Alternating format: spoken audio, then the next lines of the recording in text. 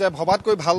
ধৰণে আচলতে যি ফলাফল সেই ফলাফল বিজেপিৰ পক্ষত আহিছে আৰু তাৰ বাবেই দেখা গৈছে সমগ্ৰ দেশজুৰি বিজেপিৰ নেতা কৰ্মীসকলৰ মাজত যথেষ্ট উৎসাহ উদ্দীপনা আৰু বিশেষকৈ যদি আমি কওঁ যে যি বাজপেয়ী ভৱন সেই বাজপেয়ী ভৱনত নেতা কৰ্মীসকলে সমবেত হৈছে সকলোৰে মনত যথেষ্ট উৎসাহ কিছু সময়ৰ পাছতে ইয়াত যি বিজয় উৎসৱ সেই বিজয় উৎসৱ পালন কৰিবলৈ সকলো সাজু হৈ আছে ৰঞ্জীৱ শৰ্মাক আমি লগ পাইছোঁ বিভিন্নজন নেতা কৰ্মী আছে সকলোৰে লগত কথা পাতিম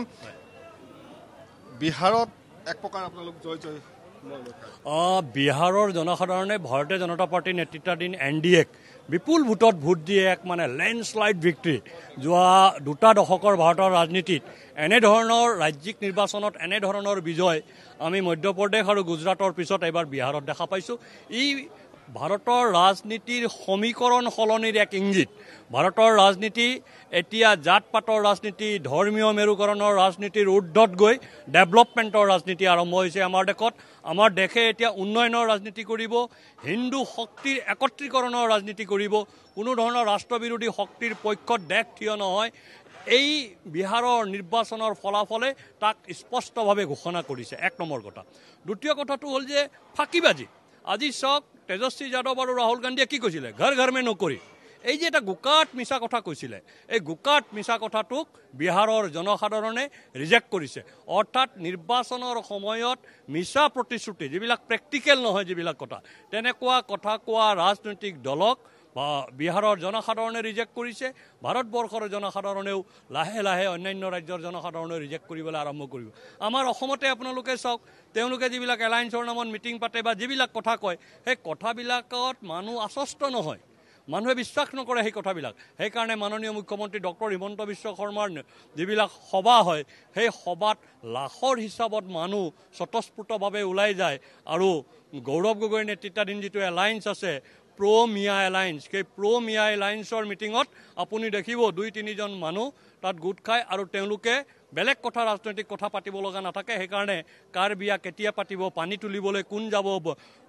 বৰযাত্ৰী কোন যাব কি গাড়ীত যাব ক'ত খানা খাব সেইবিলাক কথা পাতি পেলাই তেওঁলোকে ৰাজনীতিটো সমাপ্ত কৰিব খোজে মই ভাবোঁ ৰাজনৈতিক দলৰ বৈঠকত এনেধৰণৰ কথা জনসাধাৰণক অৱমাননা মানুহে ৰাজনৈতিক নেতাৰ পৰা কি বিচাৰে ৰাজনৈতিক নেতাৰ পৰা বিচাৰে এজেণ্ডা ৰাজনৈতিক নেতাৰ পৰা বিচাৰে ভিজন ৰাজনৈতিক নেতাৰ পৰা বিচাৰে এক্সিকিউশ্যনৰ প্ৰচিডিঅ'ৰ তেওঁলোকে সেইটো দিছে নেকি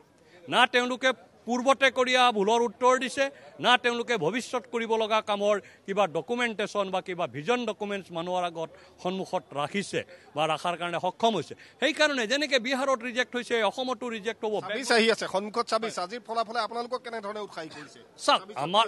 26তো স্পষ্ট বিহাৰত যি হৈছে অসমতো হ'ব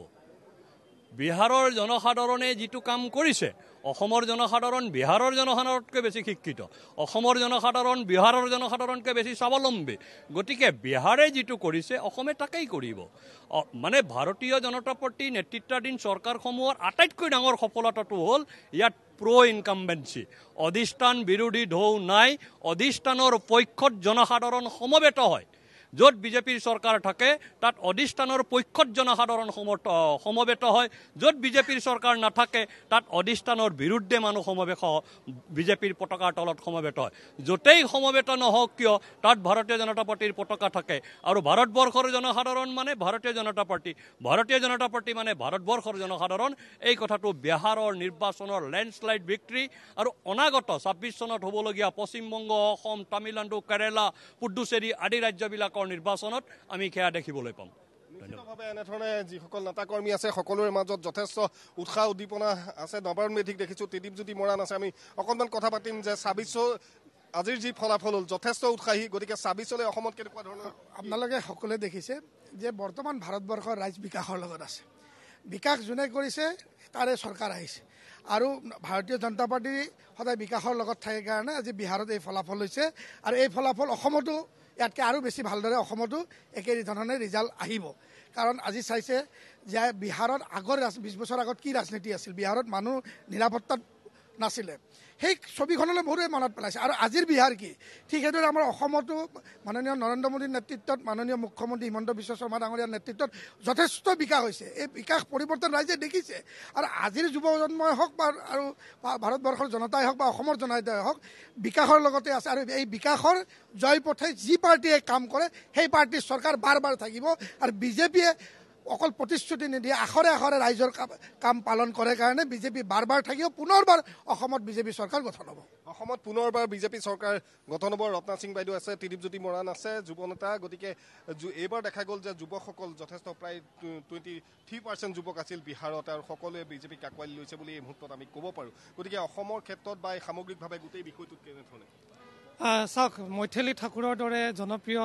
যুৱতীক নতুন প্ৰজন্মৰ যাক আমি জেন জি বুলি কওঁ 25 বছৰীয়া এগৰাকী যুৱতীক তাইক টিকেট দিয়া হৈছিলে ভাৰতীয় জনতা পাৰ্টীৰ আৰু ইমান ধুনীয়াকৈ তাই জয়লাভ কৰিছে আৰু সেই জেন জিখিনিয়ে কোনোবাখিনিত আকৰ্ষিত হৈছে ভাৰতীয় জনতা পাৰ্টী দ্বিতীয় কথাটো হ'ল কংগ্ৰেছ যাৰ লগত যাব নিজেতো ডুবিবই বেলেগকো ডুবাই মাৰিব সেইটো এটা সেইকাৰণে অসমত যিকেইজনে কংগ্ৰেছৰ লগত মোটামুটি কথা বতৰা পাতি আছে তেওঁলোকো সাৱধান হোৱাটো ভাল নহ'লে নিজৰ যিখিনি আছে সেইখিনিও নাইকিয়া হৈ থাকিব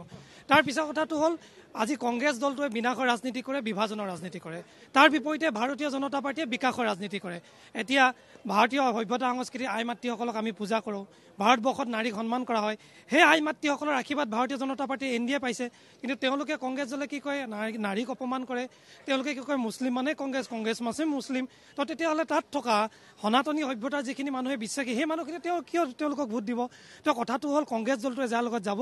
আৰু যিখিনি আমি নিৰ্বাচনী ইস্তাহাৰত কৈছিলোঁ যে লাখ লাখ যুৱকক আমি চাকৰি দিম তাৰপিছতে আমি কৈছিলোঁ মহিলা সবলীকৰণ কৰিম আজি এতিয়া যিখন